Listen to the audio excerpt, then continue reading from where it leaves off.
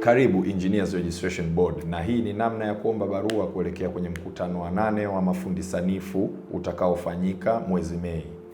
Utaingia kwenye browser yako na utaweza kuandika mfumo wetu ambao unaitwa event.trb.go.tz.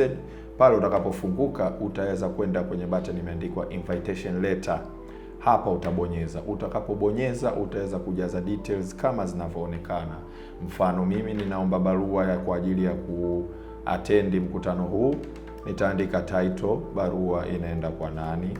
Nitaandika makao makuu ya taasisi yangu, kisha nitaandika email ambayo nataka barua iweze kutumwa, na pia utaweza kuidownload baada ya kujaza hizi details kwa kubonyeza button ya submit.